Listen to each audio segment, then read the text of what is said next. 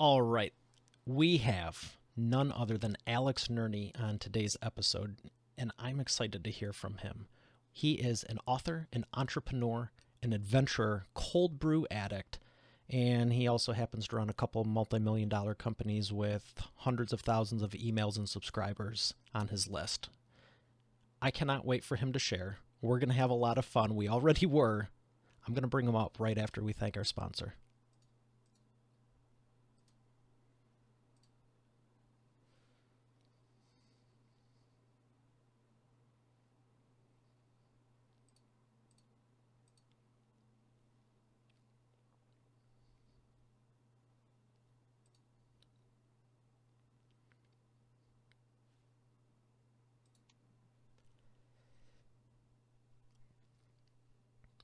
Here he is, ladies and gentlemen, Alex Nerney. Alex, how are you feeling today? Doing great. Let's do this thing. I am excited to hear what you have to say because obviously you're successful with your businesses, your multiple businesses, and they're in a couple are in the same field, a couple are in a different field. And I want to know your take on why aren't you working a job? Why did you decide to build this empire instead? Yeah, so it was about it was 2015. I was working as a personal trainer and my hours were being traded for dollars. And I was really sick of waking up at 5 a.m. I told myself at the beginning if I could just sleep in and I could afford organic groceries. Those were the big goals that I set at the time, and that was the main catalyst that drove me and got me started. Had one successful website and progressed, but man, that's where it all began. Well, I love hearing that because I remember years ago myself, I was like, man, if I could just get some protein shakes, that would be like I've arrived. Yeah, Because those things exactly. aren't cheap. Yep. And And it's just funny how consistently, yeah, funny how those little things can drive you forward like that. I mean, for me, it was like those early morning clients. I was just like, man, if I could just sleep in, like how much more healthy, how much more happy would I be? Um, yeah, it can start small. that was actually another one of mine. I was working somewhere and starting my company, and I've been doing it full time since '08 now. But I was like, if there's just one thing I could get, and it was control my calendar, I was like, that's everything. Yeah. And it sounds like it was for you too. Got to ask, what's this? If I could just sleep in more, is that 5 a.m., 6 a.m. for you? Or is that 7, 8, 9, or later? Do you mean where it started or where I sleep now? Yes to both. Okay, so where it started, I was waking up, I think, at 4:30. I learned that really expensive clients that wanted to pay well wanted me up really early, and so For that's what I the was doing. for the personal training. For the personal training. Yeah. And then what was worse about that too is that you also work nights. You don't kind of work in the middle of the day as a personal trainer. You might get a few clients here and there, but yeah. So you lost your weekends. You really, you were training at 4:30 a.m. It's not like you're going out with friends. Yeah, it goes back to that Now, time. yeah, now there's no alarm clock, and that's I typically get up with the sun. Comes up at about 7 o'clock here. I got these big windows that we were fighting to get the lighting right in here. But yeah, so that's my typical wake up time these days. Well, I'm congrats on achieving your goal. Thank you, thank you. Now, how has it been since then? So you were saying 2015, you got the idea and you wanted to switch it around. What were the first couple of years like? So the first couple of years were pretty chaotic. They started out as at when you start out a business and you start out for yourself, you are usually still working your job while working on your side business. So all of the time that we had, all of the spare hours that we had were being moved towards our business. And about 6 months into building one of the first successful websites I had, we started to get some real traffic and real traction. And we just had to kind of make a decision at that point of if we were going to continue to work our jobs or if we could potentially quit and kind of go all in. And if we had enough savings, at the time, the websites weren't making any money, that they were getting traffic and there were fans there and people were showing up. And so we just kind of decided that we were actually on a hike in Washington, and we're just had the idea. And I was like, let's try it. Let's do it. What's the worst that could happen? We could go back to our jobs after a year. We'd be fine. And so we quit our jobs, sold everything we had, moved into my dad's house and got to work. And we would eat eggs and rice every day. People seem to like that story. Like, and I mean, every day we would, because eggs had the protein and the fats, and then rice had the carbohydrates. And so we would eat that to save money to reinvest in our business. So that was the first 6 months. Whenever we did that and we made that commitment, our business started to double. So we weren't making any money. First month in January, we make our first 200, and then 400, 800, 1600, all the way progressing up to a 40 grand month. And it was crazy. Had that success on that website and went and started traveling, and life completely turned around, man. Life was a complete 180 at that point. And it sounds like it's only continued to grow since then. Yeah, so that was just the beginning, and I didn't know it was going to be the beginning, but it was, because we started that website, and then once you started a successful one, I was able to see that there was another opportunity here, where a lot of people are teaching others how to make money online, but we had become successful as health and fitness bloggers, and so we felt like our story would be a little more endearing than most make money online people, because we had started a separate business. So we started that blog as well, and that blog quickly rose up to making over 100 grand per month. And then saw another opportunity, saw that, the web development space on YouTube was pretty unfulfilled by anybody who was good at videography. And so me and my best friend partnered in on that as well. And that website's now worth about 1.5, 2 million right in there. So yeah, just, it just, I wouldn't say it naturally progressed, but it did. I didn't set out to build all these websites. I didn't set out, again, to be a multimillionaire. I didn't think that was ever in my thought process. It was just like, here's another opportunity. Let's do it. But you were always looking at ways to serve people and help others.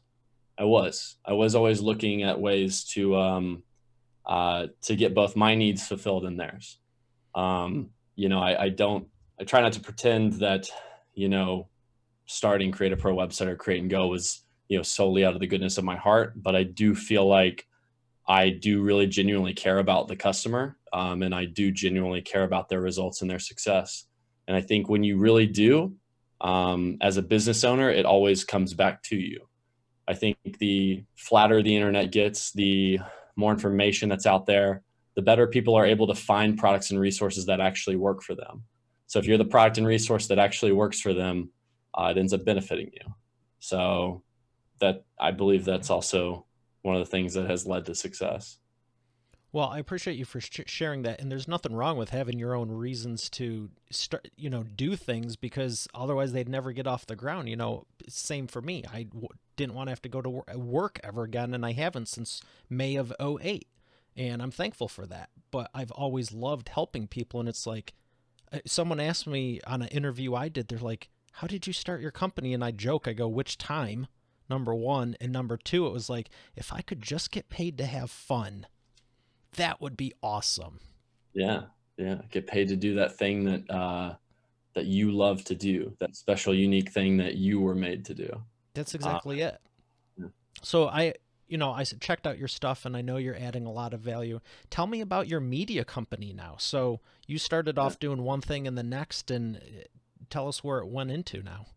Yeah, so it just progresses continually, gets crazier and crazier. So um, we, created three separate businesses essentially. Well, two separate ones if you look at them from an LLC standpoint, that both have a lot of success.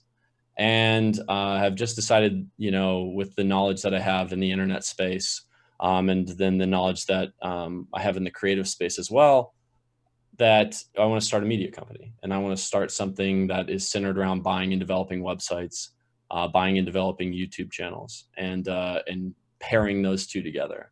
A lot of what I see on the internet is that, someone will have a good website but not a good YouTube channel. Someone will have a good website but not a good Pinterest. It's really the combination of all of them together that make them so powerful.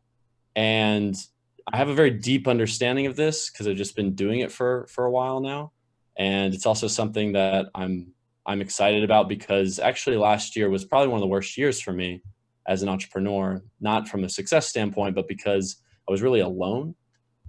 Just working on these businesses, building these empires alone in my glass prison. up in these apartments. And I was just like, I want people around me. I want people that inspire me. I want creative other people around me on a day-to-day basis.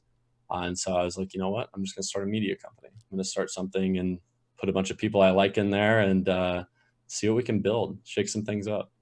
Yeah, because you have to sleep at some point, and you're incredible with what you can do, just like I am, and a lot of people are. But there's still that limit of we only got 24 hours in a day. And Absolutely. did you have any hesitation about creating your first team? It sounds like. Yes, absolutely. And Why is that? it all stemmed from the Superman was bias, where you just think like, oh my gosh, I am the only one that can do this thing as well as I can. And there might be some truth there until you get proven wrong. I had it happen with a writer. It was actually before I even started these businesses. I was doing some freelance writing, and I outsourced it to a guy. And like the first article, I was like, oh, this guy's pretty good. And then the second article, I was like, wow, that's like really on par with what I do. The third article I got from the guys, this guy's a better writer than me. And this was a job that I thought for sure like only I could take care of. So sometimes it's putting aside that superhero sort of mentality, and allowing other people in your space. Yeah, when you can trust others, it's very empowering because I'm thankful for my team, and there's no way I could pull this off, my software and my author clients, without them. But at the Right. same point, you have that, it's like, I don't want anything to go wrong, so I'll just keep it here, but you can never grow if it's never past you. And, I'm always looking for good people who are better than me because I know where I want to go with it. I go, like you had the idea, I also had ideas, and I go, I'm good at the ideas and executing and the sales and the marketing of it, but I don't really care about a lot of the other pieces. That's not a good place to be. Now, when you Yeah, find the people who love that kind of stuff and they hate the sales and marketing and the front end stuff, that's a killer team. absolutely. So like kind of the guy who will be, the first kind of hire at actually kind of the media team. He's just unbelievable at SEO. He's unbelievable at looking at the data and looking at the numbers and diving so deep into the analytics. And I just haven't been that deep into it in a while. And so he's bringing all out, just trying to surround myself with people, but it's also more than that. The guy is incredibly charismatic, to a point where it's mind blowing, his charisma. But when you work with that guy every day, you get a little bit of that charisma from him. So I agree. Putting people around you for a variety of reasons that are good at things that you suck at is an excellent way to go. I'll never forget. I fired myself the first time I fired myself. I put on Facebook. I was like, "Oh, I'm so upset. I got fired. I got fired today from my graphic design job, and this is like 8 years ago or whatever."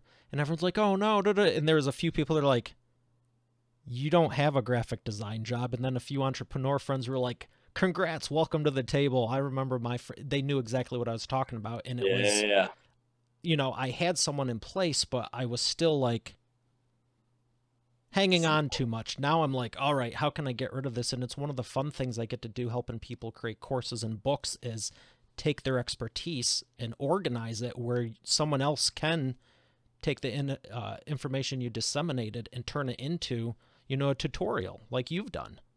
yeah, for sure. How It's so how funny with the important do you think it is to be able to, I mean, with your experience with blogs and especially the YouTube channel, I mean, we can talk about video if you want, but yeah.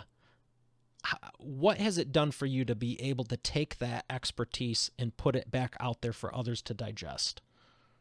It's been awesome. I think the most rewarding, probably that by far the most rewarding thing that I've done up to this point has been that. I was on a trip to New Zealand.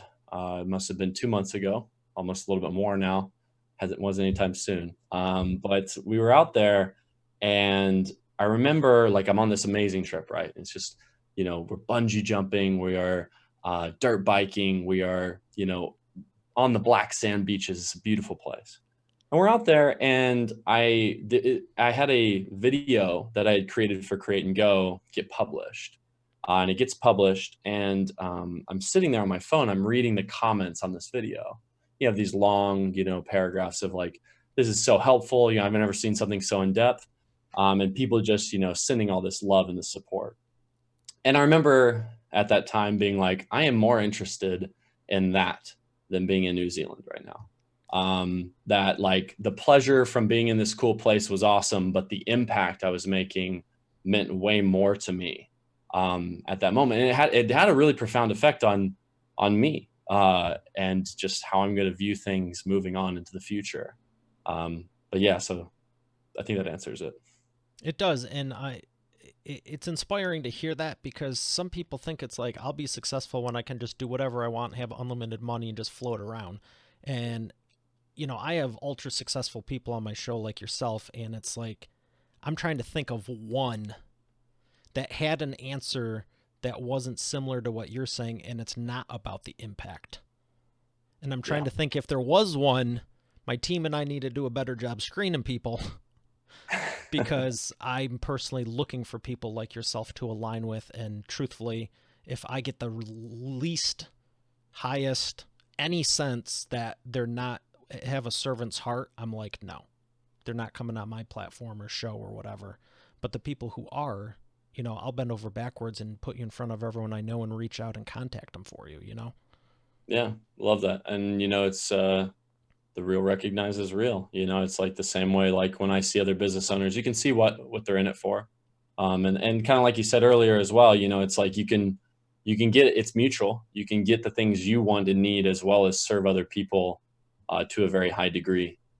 So there's virtually no reason not to be in my mind. I think it's easier now more than ever. I think so.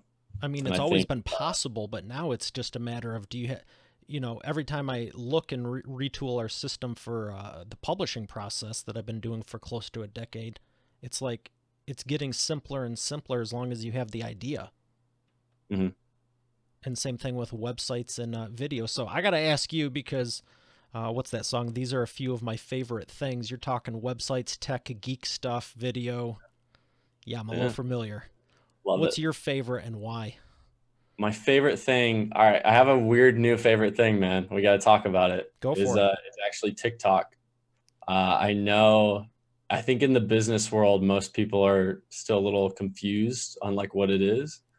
I love it, and I want to explain why. I love it because it gives the average person a lot of creative flexibility. They can go in there and they can create a video. They can use music. They can cut it up, chop it up, mix it up, and publish it.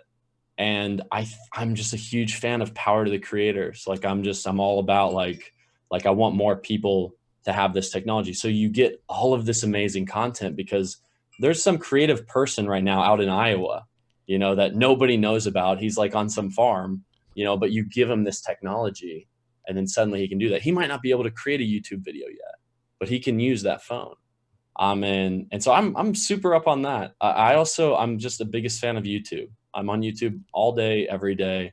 And these are my platforms and those are a few of my favorite things. Have you been to Vid Summit yet?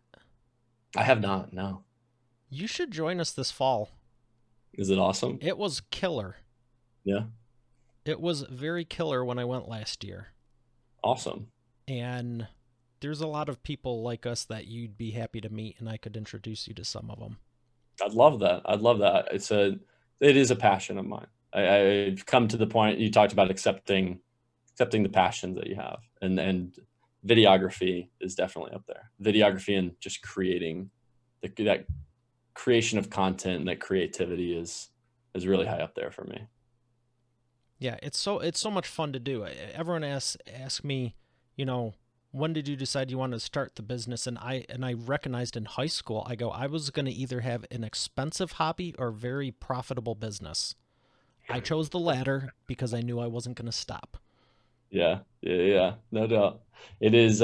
We tried to do travel videography for a while, me and my best friend, and we quickly understood that was probably the most expensive hobby that ever taken on. You know, it's just not only you carrying equipment and new film equipment everywhere, you're traveling. So you're also got the expense of traveling and staying in new places and stuff. We shot some pretty cool videos. We had a video featured on national television in Peru, which was really fun. Um, but yeah, we had to let that one go because of the expenses. Now, were you also editing all the video? So at that time, that particular project, that was Dale, my best friend, and he is actually a videographer by trade. Okay. So he was working on the videos. Well, it sounds like fun. I mean, if if there's a way you can did you ever consider monetizing it with like sponsors or getting people to cover stuff for you? Yeah, we did. It's just we ran into this issue of the videos kind of took a month to produce in totality, and there were other opportunities right in front of us. So we started Create a Pro website sort of because of that problem, because we were like, well, we can start this business and we can use this to make money so that we can travel, you know, and then we can travel how we want to travel. Because a lot of the videography, you're running around like filming stuff all day, which is a hell of a lot of fun. But at the same time, it's not like you get to relax and, you know, really enjoy and vibe with a place. So that's where we ended up on it. Yeah, I can relate to that because when I'm speaking at events, like I just got back from Orlando at Podfest, and it's one thing to be there taking pictures and doing stuff. It's another thing to not be worried about it and just immerse yourself and connect with people. Mm-hmm. So I usually like to Yeah. get to places early, take a bunch of pictures because the scenery's not going to change, and then be fully present for the event, and then get some stage shots of some friends and stuff. But Yeah. it's a different. I remember people always going, "Well, I grew up in Detroit, Michigan," and people are like, "Well, I don't like it here in the winter. It's cloudy, it's snowy. I'm going to move to Florida." I'm like, "So move. I don't want anyone here that doesn't want to be here." But I go, "You do realize if you're working a job, the beach is just going to tease you through the window. It's not the same as being on vacation, right?" What do you Yeah. mean? There's a big difference when you're on vacation and nothing's on your mind. That's why everyone enjoys it, not just because you're in a different venue, if you will. It's so funny that you bring that up too, because it's something that we discovered when we were traveling and working was that you can sort of maintain a business, you know, like you can maintain kind of where it's at if you were traveling. Try growing that thing on weird Wi-Fi in some foreign land. It is just not you the ideal image of it is way prettier than the actual reality of it, and that can happen a lot. With I've seen it happen all the time with people is that they idealize something. For instance, like some people idealize working from home a lot, and while I think it's great if you have a family and you have other people, if you're a single guy like myself, working from home is really lonely. You know, it's like everybody has these idealizations in their head, and in practicality, they can be very different. Yeah, it reminds me of that picture where the guy on the sidewalk is like looking at the guy in the car going, I wish I had a car, and the guy in the car is looking at the Lamborghini going, I wish I had that car, and the guy in the Lambo's looking at the helicopter, and the guy in the helicopter is looking at the plane. Yeah. And then you see the guy in the balcony looking at the plane that's like in a wheelchair that he says, I wish I could just leave.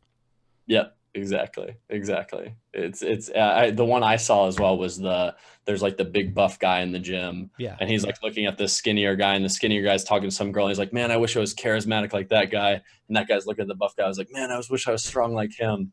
You know, it's everywhere. The grass is greener where you water it. Hey, I like that. I heard that one.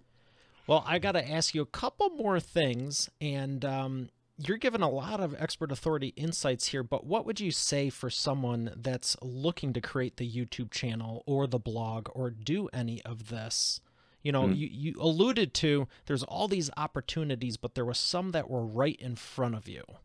mm, What would you advise for someone who wants to go wider, and just take on a bunch of new stuff with what they're doing? Is it worth mm. it, or should they just double down on what's already working? I think that can be difficult because it really depends on where the person is at. I would say, um, if they real like that opportunity was a rare occurrence is what I'll say. Where we started Create a Pro website, it was just a rare, perfect symbiotic relationship where it was like, I know all this stuff about what Dale needs to create. Dale is this professional videographer who wants to learn web development. And he's also charismatic on camera. There's just so many moving parts to that was just like one of those, we absolutely have to do this. And even then, it took us like a year and some change before we earned any real money from it. So it was just one of those things that it was the perfect lineup. I think unless you have something that just strikes you as like, wow, we have to do that, I would say continue to double down on what you do. Also with the media company, starting this media company, it's a perfect relationship and marriage between what I know and, the guy that's going to essentially be running most of it. So that's what I would say. I think like it's kind of like opportunities in real estate. It's like you get the best deal when you are just like sitting back and waiting on things. If you're like actively hunting and seeking, like that's when you like kind of go down the wrong path. I think that answers it. Well, I appreciate that. One of the last things I'm going to ask is, what is your biggest success story? So my favorite one, man, there's a few. I want to do two, if that's all right. Yeah, You please. two? Okay. I'm not One, about limiting your small mentality here. cool. I I might like even it. let you do three if you got them. Hey, I got a few, but there was one. So ran this health and wellness site, and that's where we started.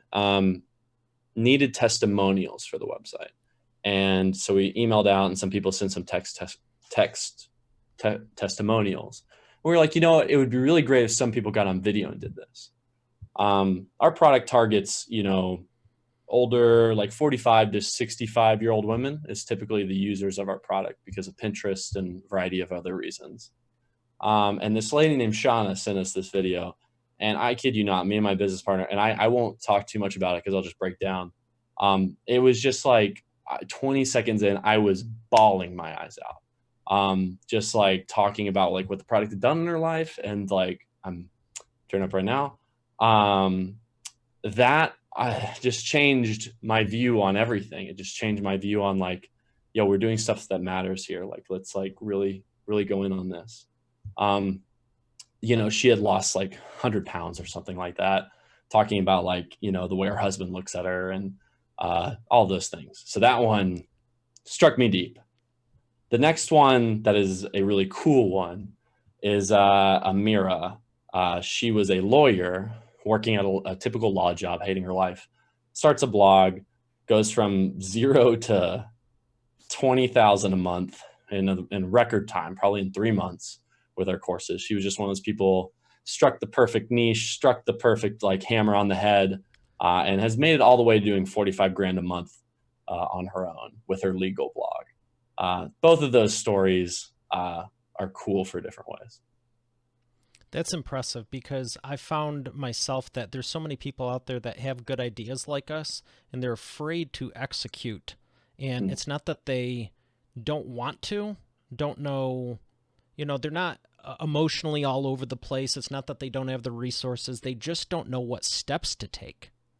Mm-hmm. And the second you empower them with a book, a training, a course, a video, or a blog entry, and it's, A, B, C, D, E, F, G, you get success stories like you're sharing with us.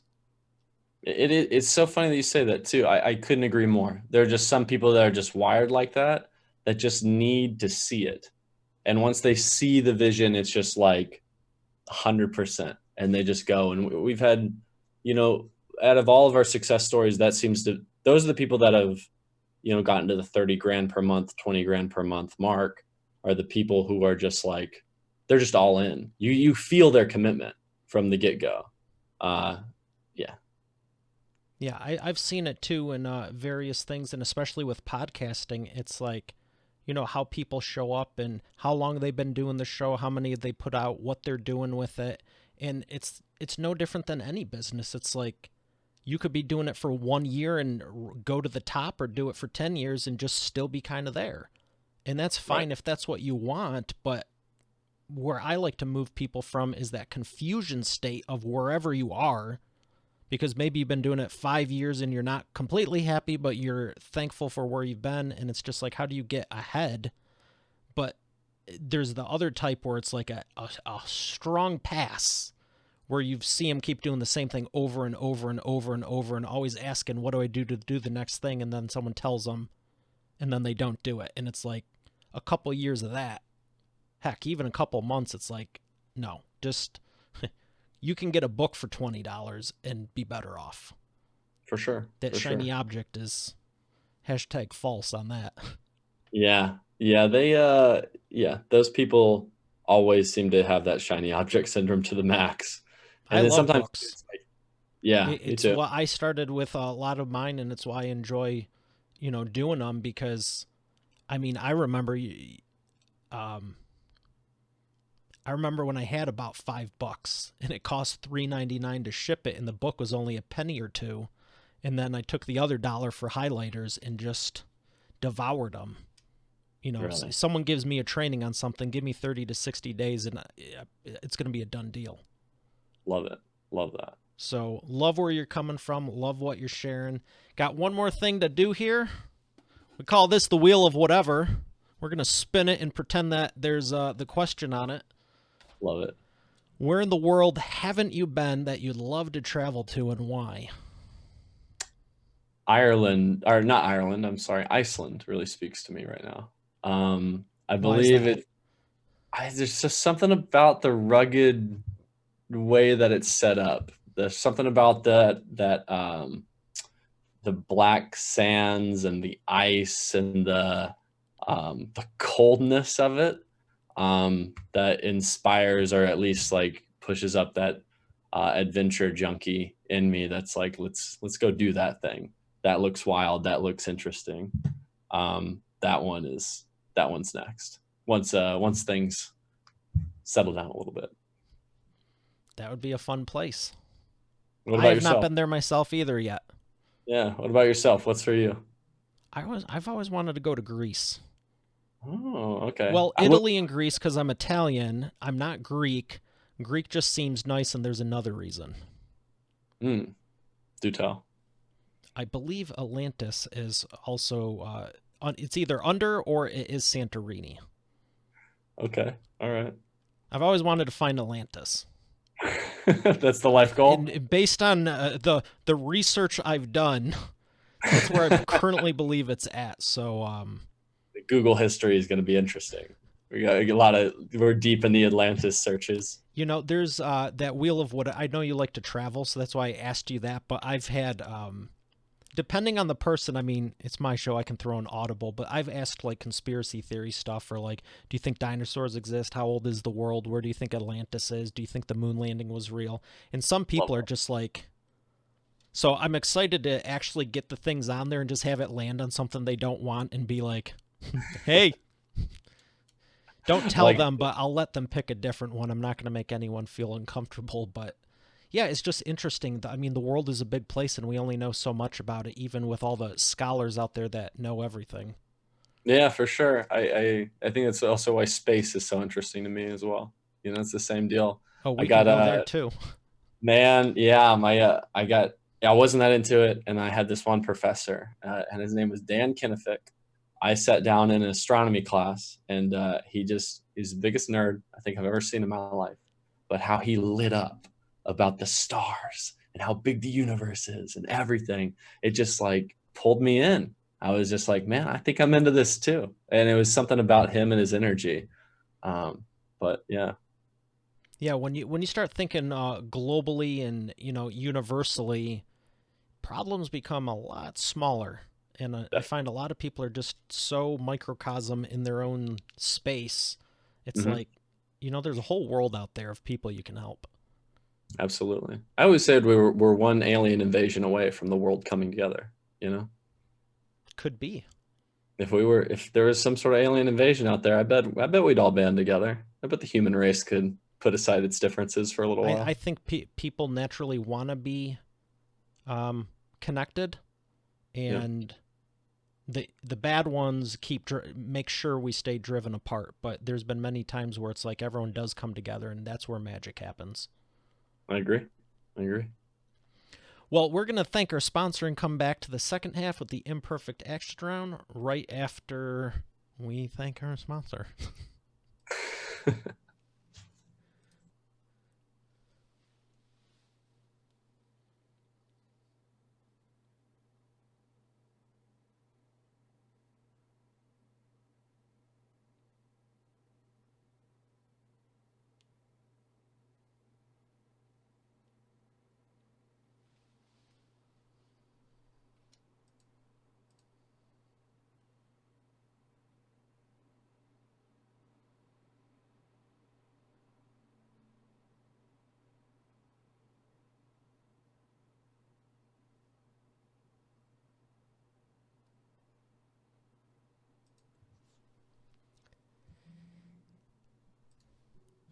And we are back with the Imperfect Action Round.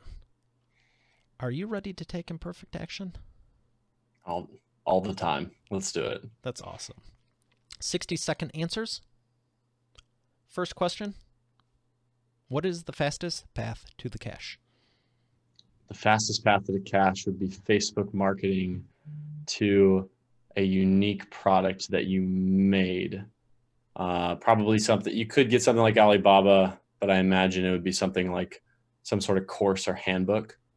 Facebook marketing to a webinar to sell your product is the fastest way to get money right now. You'd want to have some expertise on the product, but that would be the fastest. So it sounds like you're saying just pay for the traffic? I would say that if you wanted it fast, absolutely. Excellent. Number 2, what's the biggest problem you see your prospects making and the fastest way they can fix it? The biggest problem they have is they get in their head, and the fastest way to fix it is by taking a ton of action and just progressing, understanding that the first actions you take are going to be terrible and you are not going to be good at it at the beginning, but be okay with that and be okay with looking like an idiot at the beginning and just trying to get better every day. If you did that, you would solve 99% of the problems that you face in your head. That's powerful.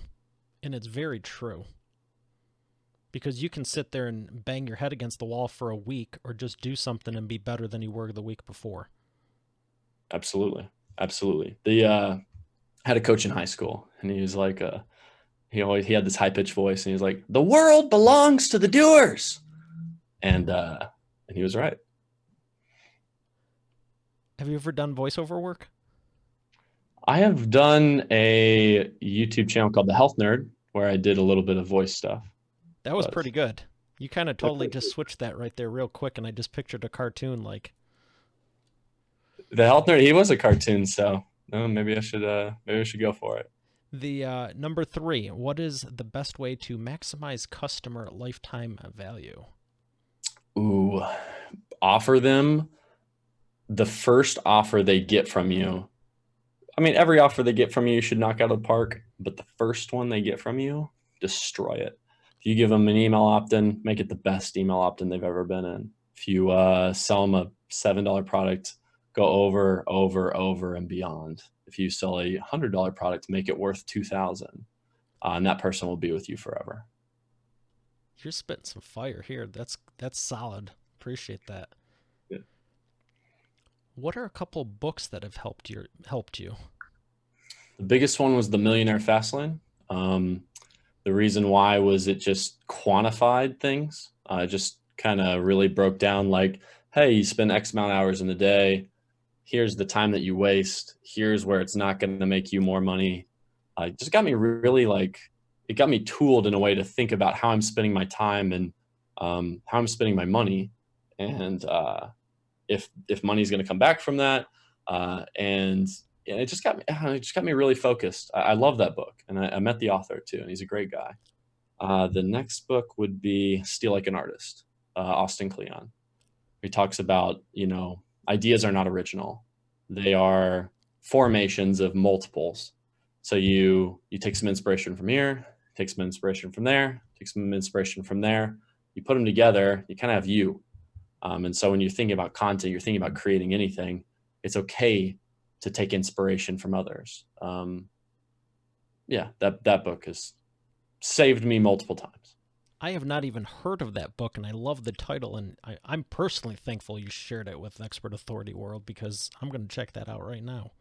It's the best coffee table book. It is small. It is a quick read. It might take you 3 hours to get through, and it can be just mind opening. Well, I appreciate everything you've shared. Where would you like people to learn more about you? Right now, really working on building the personal YouTube channel. So my name, Alex, and then last name Nerney. Working on building that up. We've got 500 subscribers in our first month, so we're pretty excited about that. Nice. Yeah, and we have multiple websites and blogs. If you're interested in blogging, createandgo.com is the place to go. Have a YouTube channel that goes with that. If you're interested in just building a portfolio website, something yourself, Create a Pro website's great.